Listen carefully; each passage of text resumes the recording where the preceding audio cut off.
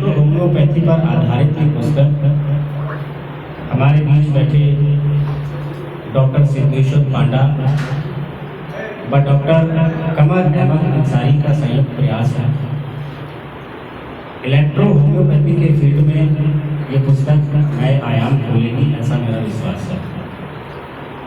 इस कड़ी में मैं मंचासीन समस्त लोगों का हार्दिक अभिनंदन करते हुए सबसे पहले हमारी शाहदाना मेडिकल इंस्टीट्यूट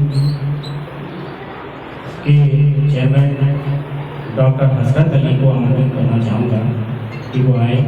दो शब्द हैं डॉक्टर हसरत।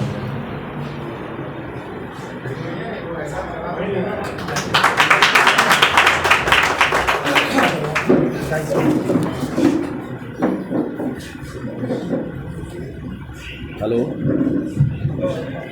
नमस्कार सब लोगों को, पत्रकार बंधुओं को, यहाँ पर बैठे हुए सुनील बब्बर जी और जितिन गोस्वामी जी, मैं सब लोगों का तहे दिल से इस्तकबाल करता हूँ। और जो पुस्तक का विमोचन करने आए हैं बंसल जी और बब्बर जी, अब मैं उन लोगों को आमंत्रित करता हूँ।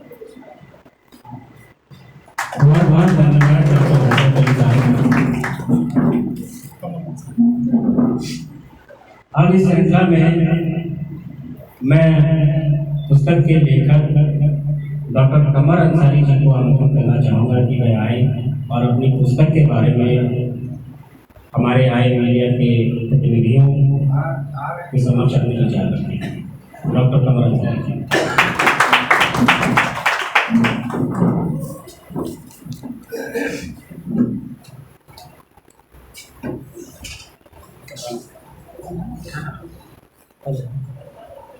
सबसे पहले तो मैं आभारी हूँ यहाँ उपस्थित सभी पत्रकार महोदयों का, जिन्होंने अपना बहुमूल्य समय निकालकर यहाँ आने का कृपा की।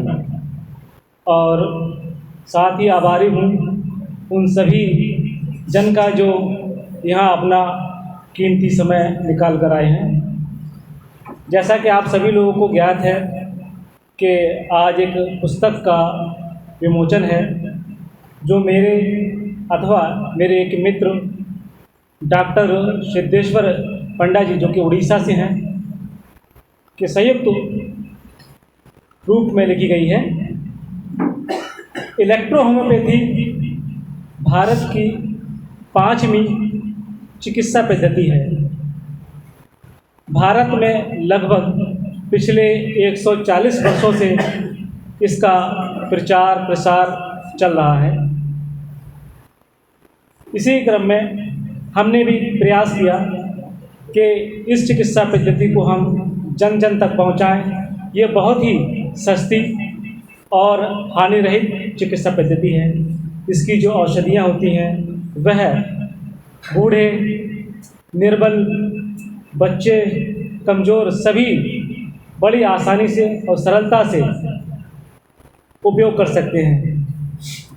इसका कोई दुष्प्रभाव नहीं होता। होम्योपैथी और इलेक्ट्रोहोम्योपैथी में कुछ अंतर है।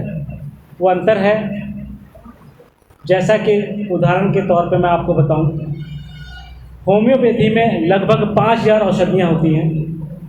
उसमें खनिज है, एनिमल्स, प्लांट्स इत्यादि वगैरह का इस्तेमाल किया जाता है। लेकिन इलेक्ट्रोहोम्योपैथिक में सिर्फ और सिर्फ वनस्पति जगत से ही ली जाती है। ये 114 प्लांट से बनी 38 दवाओं का कॉम्बिनेशन है और इसका प्रभाव हमारे शरीर पर बहुत ही, कहना चाहिए कि मेरे पास शब्द नहीं है कि ये वही काम करता है जहाँ रोग बसा है। रूट कॉज पर काम करता है, जड़ पर काम करता है। ऐसा नहीं है आपने लीवर के लिए दवा ली और पता लगा आपका किडनी फेल हो गया, ऐसा नहीं है।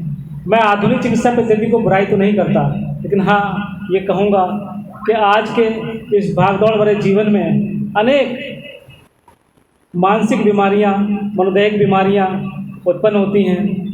बल्कि यूँ कहा जाए कि 80% बीमारियाँ साइकोसोमैटिक होती हैं, मनोदायक होती हैं।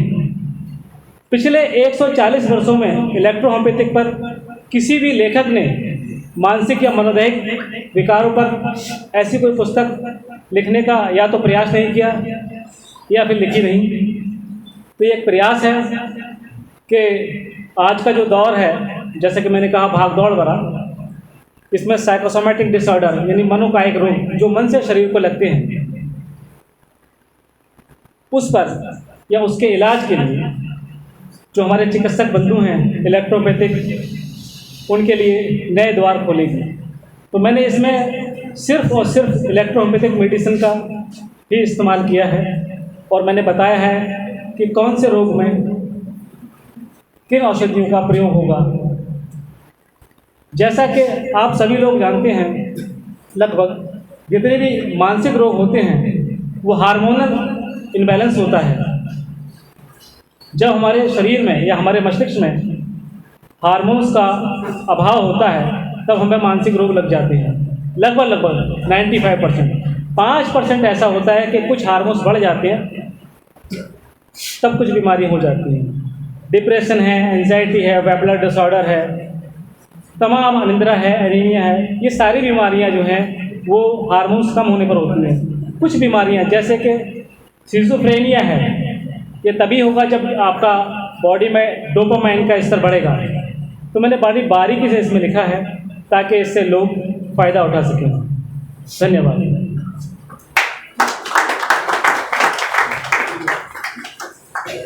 धन्यवाद डॉक्टर कमर अंसारी जी। अब हम कार्यक्रम को आगे बढ़ाएं इससे पहले, हाँ बिल्कुल, गुप्ता जी की बात को रखते हुए हम आगे बढ़ते हैं। मैं निवेदन करूँगा अपने मंचासीन समस्त मेहमानों से कि मैं श्री सुशील बब्बर जी और जतिन गोस्वामी जी के माध्यम से कौशाल की पुस्तक का विमोचन करवाएं।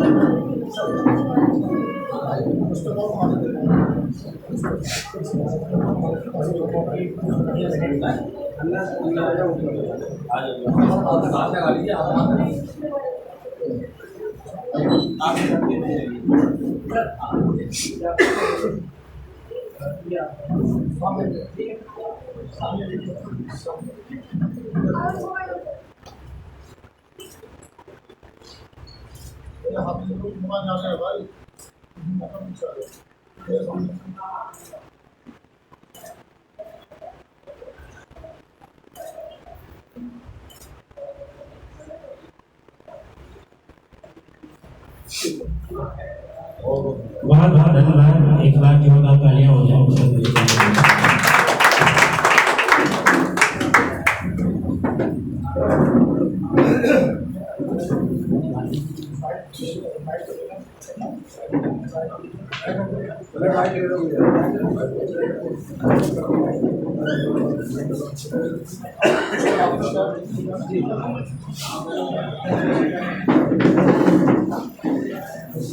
अभी बताया आप लोगों को कि इलेक्ट्रोहोम्योपैथी चिकित्सा पद्धति भारत की 5वीं चिकित्सा पद्धति है।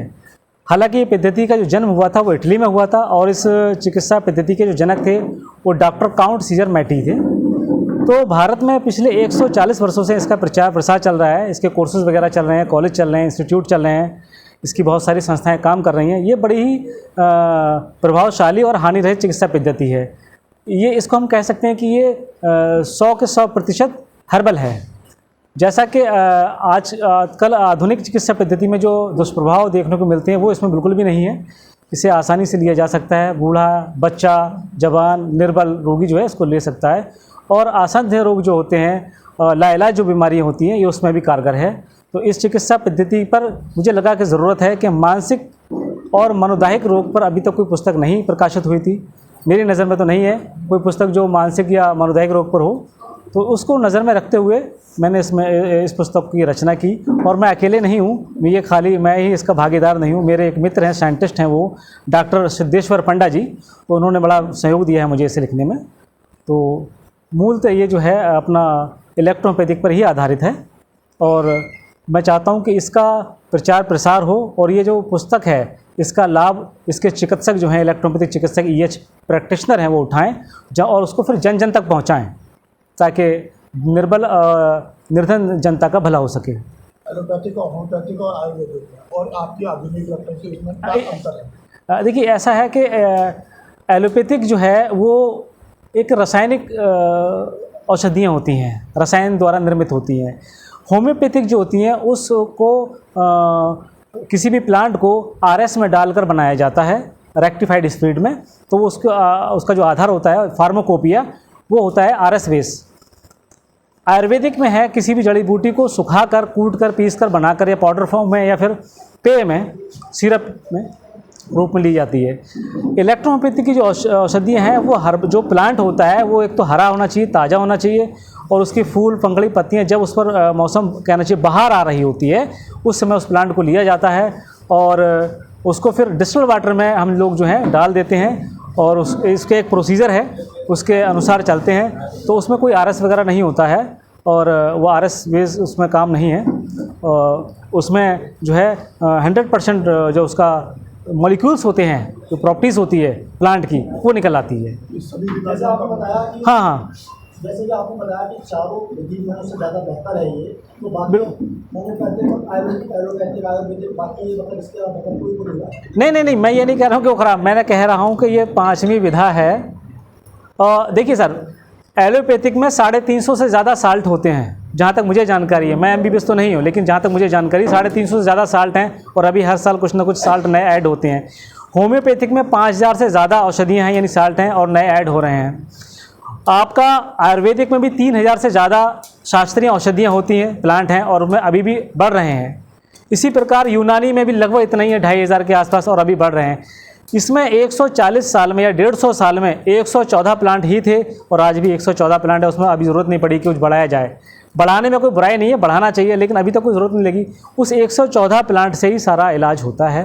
जैसे कि अभी तक एंटीबायोटिक को दवाइयाँ हुआ करती थी तो कौन तरीके से काम करती थी, आज कुछ हल्के हल्के ऐसा लगा कि लोगों के ऊपर से बॉडी के कम काम कर जी। एंटीबायोटिक का कम काम करने का रीज़न क्या रहा हूँ, WHO ने इसमें क्या कहा? देखिए हमारे इसमें तो एंटीबायोटिक का रूल है नहीं, हम आपको बताएं। हमारे तो ये दवाएं होती हैं एक तरह से एलिमेंट्स हैं, प्रॉपर्टीज़ है। तो एंटीबायोटिक का रोल तो एलोपैथिक में है, तो वो ही बता सकते हैं। हाँ, मैं ये कहूँगा कि हमारी रोग प्रतिरोधक क्षमता जो है वो कम हो रही है। हमारे शरीर की रोग प्रतिरोधक जो क्षमता है वो कम हो रही है और जब तक हमारे शरीर की रोग प्रतिरोधक क्षमता कम नहीं होगी हमें कोई रोग नहीं हो सकता। डॉक्टर होम्योपैथिक में ये मतलब बॉडी की जो रोग क्षमता है वो मतलब बढ़ाएगी? नहीं, देखिए क्या है, ये बीमारी का इलाज नहीं करती, ये अंगों का इलाज ये अंगों को क्योर करती है। इसमें सिर्फ 2 चीज़ों आधार हैं। हमारी बॉडी जो है वो जो हमारी राइट साइड है, जो राइट साइड है वो नेगेटिव है और लेफ़्ट साइड हमारी पॉजिटिव है और जो हमारा स्पाइनल है वो न्यूट्रल है। तो हमें सिर्फ बीमारी 2 कैटेगरी में होती है। बीमारी का नाम कुछ भी हो सकता है, बीमारी कुछ भी हो सकती है, उस बीमारी को नाम आप बाद में देते हैं। बीमारी में 2 ही काम होते हैं, या तो आपके जो बॉडी के ऑर्गन्स हैं, जो अंग हैं, वो या तो तेज़ी से काम करने लगेंगे, यानी कि हाइपर फंक्शन हो जाएगा, या लोअर फंक्शन हो जाएगा। हाइपर फंक्शन और लोअर फंक्शन, इसके अतिरिक्त शरीर में कुछ नहीं होता, यही 2 क्रियाएँ होती हैं। तो ये जो औषधियाँ होती हैं इलेक्ट्रोपैथिक, ये शरीर की क्रिया को सामान्य करती हैं, न्यूट्रल करती हैं।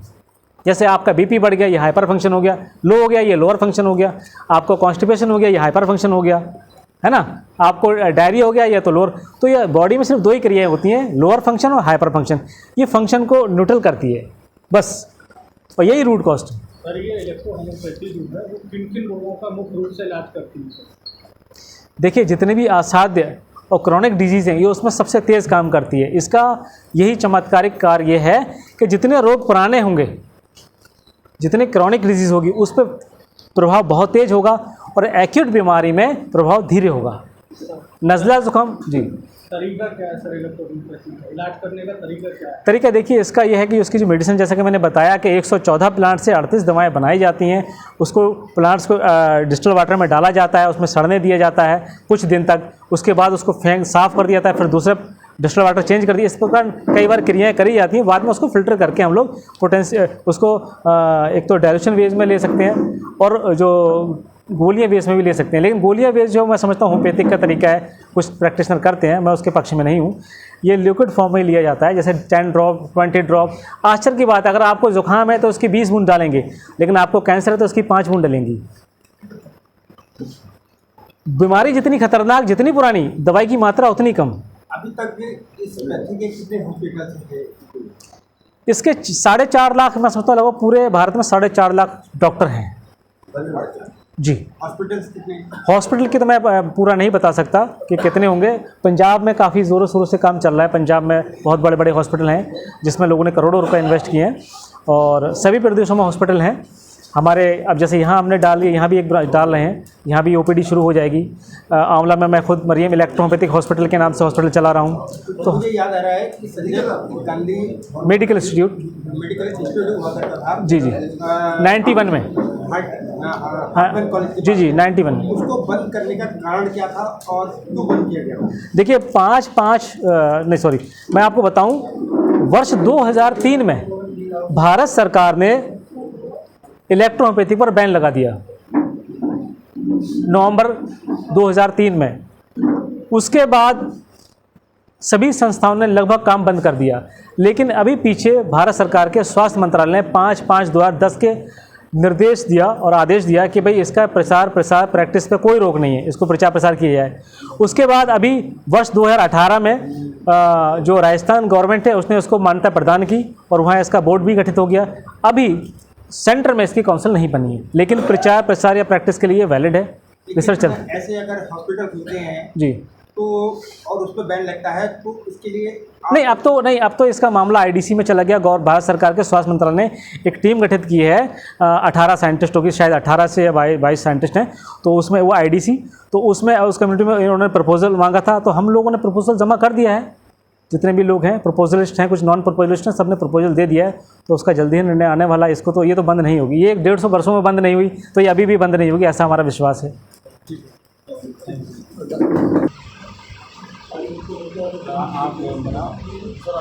आपका बरेली आना हुआ और आपने जो पुस्तक विमोचन किया है उसके बारे में थोड़ा बताइए। सबसे पहले तो मैं बरेली वासियों को बहुत आभार व्यक्त करता हूं कि मुझे मौका मिला यहाँ आने का। ये मेरी पहली विज़िट है। I actually wanted to come to this place and this is a beautiful place. I love this place, I like this place. और डॉक्टर अंसारी के साथ काफ़ी बरसों के मेरे संबंध हैं, क्योंकि हम लोग तो फिल्म विधा से जुड़े हुए हैं, लेकिन कहीं ना कहीं हम लोग भी डरे हुए तो होते हैं। स्ट्रेस बहुत ज़्यादा होता है हमारी इंडस्ट्री में तो, और हम लोग ढूंढते हैं कि कुछ ऐसा मिल जाए, एक ऑल्टरनेट थेरेपी ऐसी कुछ मिल जाए जिससे हम शायद कुछ बेहतर तरीके से अपने स्ट्रेस को मैनेज कर सकें। तो उस वजह से मुझे ऐसा लगा कि थोड़ी बहुत जो समस्याएं आती थी तो मैं इनके साथ चर्चाएं करता रहता था मुंबई से, तो मुझे लाभ हुआ, मुझे वास्तव में लाभ हुआ इसमें। हाँ, बाकी ये चीज़ ज़रूर थी मेरे लिए, भी नई बात थी। इलेक्ट्रो होम्योपैथी जो नाम दिया गया था, मैं इसको इलेक्ट्रोपैथी के नाम से भी जानता हूँ, क्योंकि आप इंटरनेट अगर गूगल करते हैं तो आपको मिलता है, इसका इतिहास भी मिलता है कि बहुत पुराना इतिहास है और लाभकारी तो है। और अगर किसी तरीके से हम ये भी मान के चलें कि अगर ये निर्धन के लिए या अगर बेसहारा के लिए अगर ये सस्ता एक साधन हो सकता है तो ये बहुत ही अच्छी बात है जी।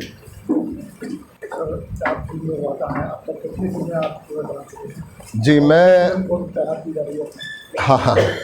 मैंने 2004 में एक फ़िल्म बनाई थी, उसका नाम एंड्स था, अंग्रेज़ी में मैंने बनाई थी और मुझे अमेरिका में producer of the year award मिला था उसमें। और काफ़ी बड़ी फिल्में भी थी, हिंदुस्तान के कई बड़े डायरेक्टर्स की फिल्में भी थी। सत्यजीत रे के थे, एक कंटेम्प्रेरी थे, उनकी एक फ़िल्म थी, वो भी मेरे कंपटीशन में थी। तो लकीली शायद मेरा जो फिल्म का कथन है या फिल्म का जो मेरा कार्य है अमेरिका वासियों को ज़्यादा अच्छा लगा and I one that producer of the year award and my film was given the best foreign film award in more than 69 films from all over the world. तो वो शुरुआत थी मेरी लेकिन चूँकि उन दिनों में मैं चंडीगढ़ में रहा करता था और चंडीगढ़ में नेकचंद हैं एक, जिन्होंने रॉक गार्डन बनाया, विश्व प्रसिद्ध है। तो मैंने नेकचंद जी के ऊपर काफ़ी कार्य किया और रॉक गार्डन को मैंने ऑल ओवर वर्ल्ड उसको काफ़ी प्रमोट किया, डॉक्यूमेंट्रीज भी बनाई मैंने उसके बाद। और धीरे धीरे झुकाव जो है मेरा डॉक्यूमेंट्रीज़ की तरफ ज़्यादा हो गया बजाय फिक्शन के। तो बाद में अभी मैंने फिक्शन फिल्में उठाई हैं। अभी एक फ़िल्म है प्लेंचेट नाम से और उसको मैं शूट करके आया हूँ मोरनी में। मोरनी हरियाणा का एक बहुत खूबसूरत स्थल है, वहाँ शूट किया। जतिन उसमें हीरो हैं, उसमें नायक हैं। और ये फ़िल्म जो है हिंदी में है, इंग्लिश में है, फ्रेंच में है, तमिल, तेलुगु और मलयालम में है। और हम इसको OTT प्लेटफॉर्म्स पे प्राइमरीली और थिएट्रिकल फॉर्मेट में हम इसको जितनी 3 भाषाएं मैंने आपसे ये कही हैं इसके जो साउथ की हैं, उन तीनों को हम वहाँ पे थिएट्रिकली भी दिखा रहे हैं और OTT पे भी दिखा रहे हैं। तो होपफुली ये मार्च 2023 में हम इसको रिलीज़ कर रहे हैं। और रादर मैं ही मुझे लगता है कि मुझे ही ये बता देना चाहिए कि डॉक्टर साहब का एक बहुत पुराना एक इनका सपना था, आज इनके 2 सपने पूरे हो रहे हैं। पुस्तक लिखना चाहते थे, बहुत अच्छी पुस्तक लिखी, बधाई हो इनको। और साथ में इन्होंने कुछ बरस पहले मरियम फिल्म्स नाम से एक कंपनी बनाई थी, प्रोडक्शन कंपनी बनाई थी। तो कुछ बरसों से इनके साथ चर्चा चलती रहती थी, ये चाहते थे कि कोई एक फ़िल्म बनाई जाए।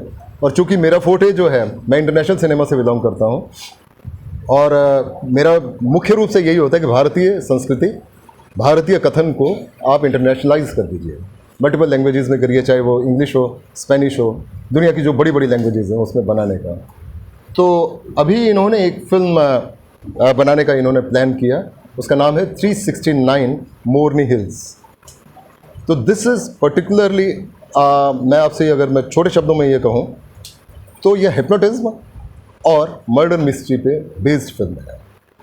और इसको भी लगभग हम 3 या 4 भाषाओं में हम इसको शूट करने वाले हैं। मैं शूट इसको कर चुका हूँ, काफ़ी समय हमने इस पे लगाया। डॉक्टर साहब भी गए थे बनारस में, मैंने काफ़ी शूट किया, इसका 6-7 दिन का मैंने शूट किया। और आज लकीली रामगंगा की बात होती रही यहाँ पे, तो रामगंगा पे आज अभी आपसे जैसे ही निवृत्त होंगे तो हम वहाँ जाके शूटिंग करने वाले हैं। And after that tomorrow I am going to Bombay, और बॉम्बे में इसका 5 दिन का शेड्यूल है। और फिर उसके बाद इसका एक लॉन्गर शेड्यूल जो है मोरनी हिल्स हरियाणा में है। And then the film will be ready in the March 2023 I believe, correct.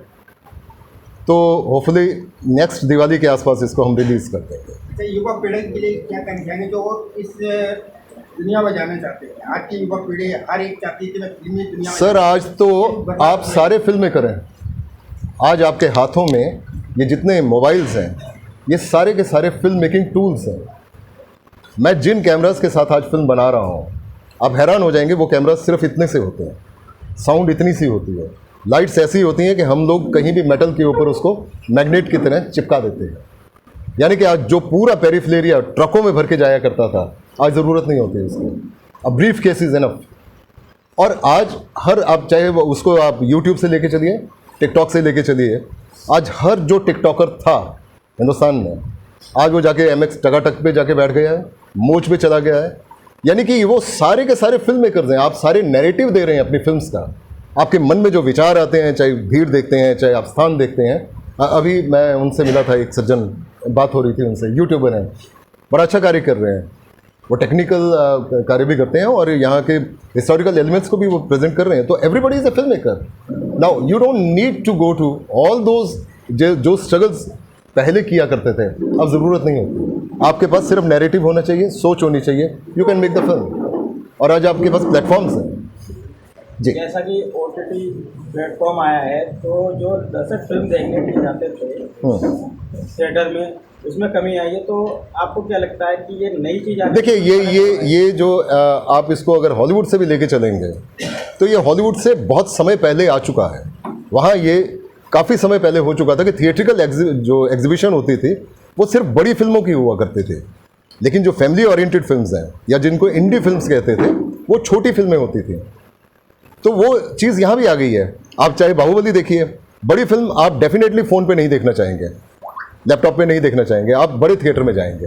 हाँ, लेकिन जो छोटी फिल्म है उसके लिए आप 300, 400, 500 रुपये खर्च करके थिएटर में भी नहीं जाना चाहेंगे। तो 2 अलग मीडियम हो गए।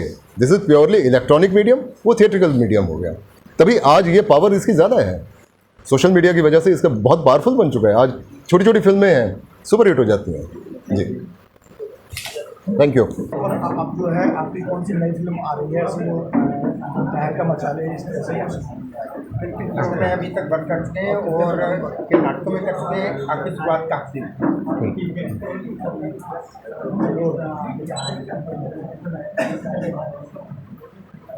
नमस्कार। सर्वप्रथम तो मैं यहाँ पे इनको बधाई देना चाहूँगा, हसरत अली जी को, डॉक्टर कमर अंसारी जी को और हरीश पटेल जी को, कि उन्होंने मुझे आमंत्रित किया इस पुस्तक विमोचन कार्यक्रम में। और बहुत बहुत बधाई देता हूँ सिद्धेश्वर पांडा जी को और डॉक्टर कमर अंसारी जी को, जिन्होंने ये पुस्तक लिखी है, आधुनिक इलेक्ट्रो होम्योपैथी एक सुनहरा सवेरा।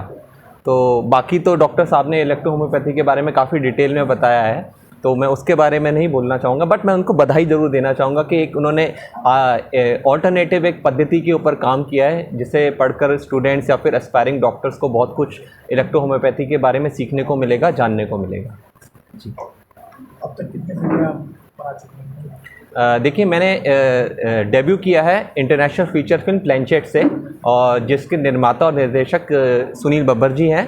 और अभी आज मैं यहाँ पे बरेली में आया हूँ एक और इंटरनेशनल फीचर फिल्म के लिए, जिसका नाम है 369 मोरनी हिल्स, जिसके निर्माता मरियम, ये हैं डॉक्टर कमर Ahmad Ansari ji. Maryam films production banner के तहत ये फिल्म बन रही है, जिसका निर्देशन सुनील बब्बर जी कर रहे हैं। तो ये मेरी दूसरी फिल्म है और आज यहाँ पर शूटिंग होगी। तो ये रामगंगा जगह, हाँ, रामगंगा जगह पे शूटिंग का है आज शेड्यूल। क्या आप थिएटर से जुड़े रहे हैं? थिएटर मैंने ज़्यादा नहीं किया है। थिएटर से मैंने, हाँ, सीखा ज़रूर है। मैं मुंबई में था तब एक थिएटर मैंने ज्वाइन किया था कुछ 1-2 महीने के लिए, फिर मैंने थिएटर छोड़ दिया था। जी।